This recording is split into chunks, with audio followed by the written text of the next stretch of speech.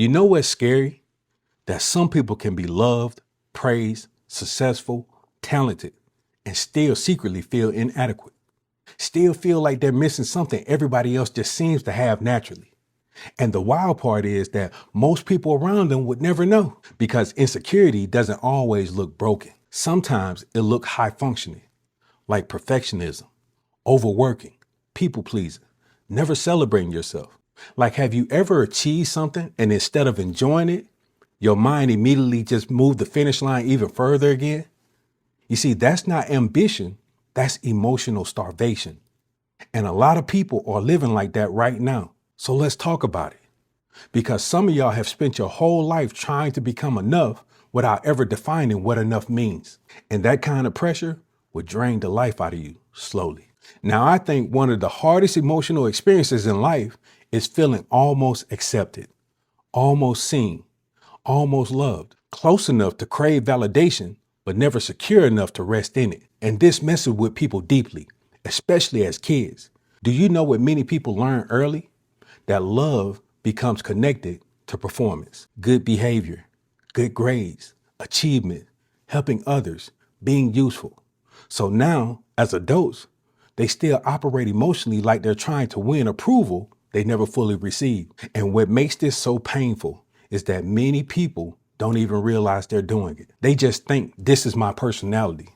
No, it's not. You see, when really it's a younger version of you still trying to prove I matter too. See, I remember sitting in a barbershop many years ago. Yeah, I know it was many years ago. And I was listening to grown men joke constantly about themselves. Every compliment got deflected. Every accomplishment got minimized. Somebody would say, man, you're really doing good for yourself. And immediately they would respond by saying, nah, bro, I'm trying, but I ain't where I want to be yet. And I remember thinking, why do so many people struggle to receive affirmation without arguing with it internally? And I realized something. A lot of people became fluent in criticism, but unfamiliar with grace. So now when somebody sees something good in them, it clashes with the internal narrative they've been carrying for so many years. And internal narratives are powerful because eventually you stop seeing yourself through the truth and you start seeing yourself through accumulated disappointment. And that's dangerous because now even blessings feel temporary. Success feels accidental. Love feels suspicious. You keep waiting for somebody to discover you're not actually enough. And don't even get me started with social media. It made it even worse. Now people compare the real life to everybody else's edited highlights. And comparison is brutal because it never ends. There's always somebody richer, somebody smarter, somebody more attractive, somebody more successful. So now people live constantly measuring themselves. And measurement destroys peace, especially when you secretly already feel inadequate internally. And that's why some people can't celebrate others genuinely. Not because they're hateful, because somebody else succeeding quietly makes them feel like they're failing. And nobody talks about how painful that feels. You're happy for people externally while internally questioning your own life. Why not me? What's wrong with me? Why do I still feel stuck? And eventually, comparison creates emotional paralysis. Now, you don't even enjoy your own journey anymore. Now, I remember one season in ministry where people kept complimenting me publicly, telling me how much I helped them, how impactful the messages were, how strong I seemed.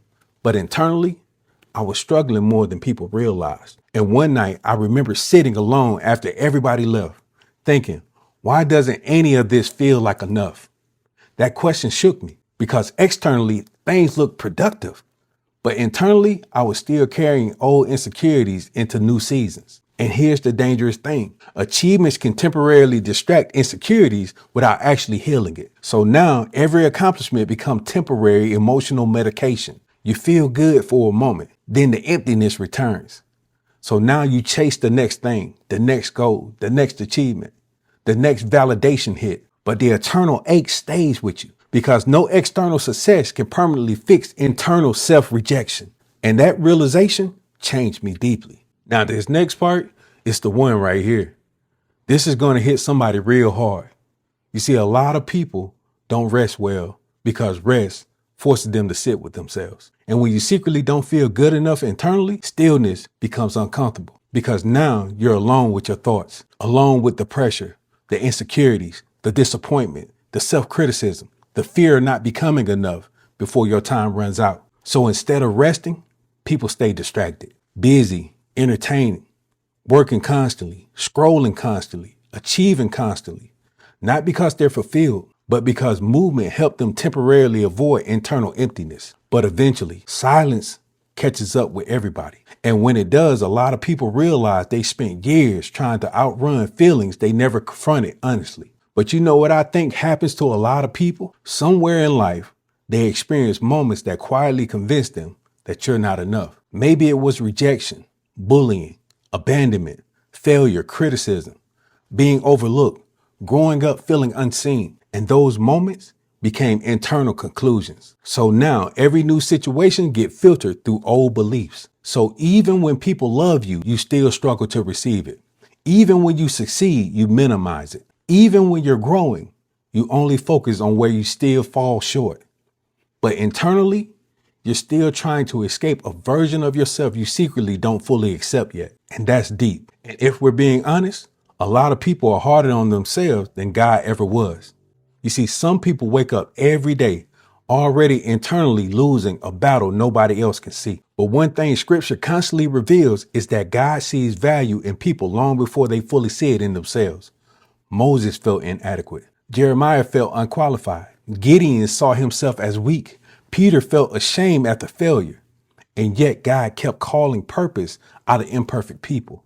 And that matters because your insecurities doesn't always cancel your values. Your insecurities doesn't cancel your calling. And one of the greatest lies many people believe is that I'll finally feel worthy once I become better. No, growth is important. Healing is important. But if self-worth is always tied to a future version of yourself, you'll spend your whole life emotionally withholding love from who you are right now. And that's sad because many people have achieved things younger versions of themselves once prayed for and still can't appreciate themselves. See, I think healing starts when you stop asking, how do I become enough? And you start asking, who convinced me that I wasn't? You see, that question alone changes everything because now you stop blindly attacking yourself and you start confronting the lies underneath the insecurities. And listen to me carefully when I say this. Not feeling good enough doesn't always mean you lack confidence. Sometimes it means the inner voice became shaped by years of criticism instead of the truth. And healing requires learning how to speak to yourself differently, not arrogantly, honestly. And some of y'all would never talk to other people the way you talk to yourself internally. You see, that internal bully is draining your life. And eventually you have to decide, will I spend my whole life chasing worth or finally believe I already have it? You see, I think one of the loneliest feelings in the world is standing in a room full of people who believe in you while secretly struggling to believe in yourself. You see, that tension right there is heavy. And maybe that's where some of you are right now. Still doubting yourself, still questioning yourself, still comparing yourself, still quietly feeling like your life is behind. But hear me clearly when I say this.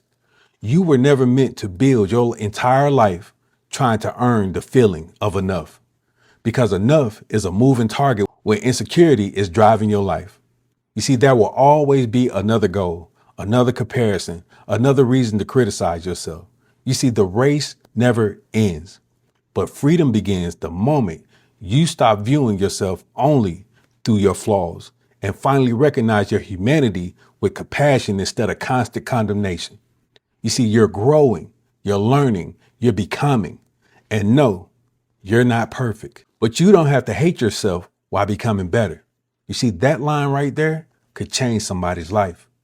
Now, if this episode spoke to something you silently battled for years, like and share it with somebody who constantly feel like they're falling short. And if you're learning to stop measuring your worth through insecurities, drop this in the comment below. And I want to encourage you to grab a copy of my book, Never Broken, How God Rebuilds What Life Tried to Shatter. This book will help put language and walk you through all the silent battles that you might be facing and going through.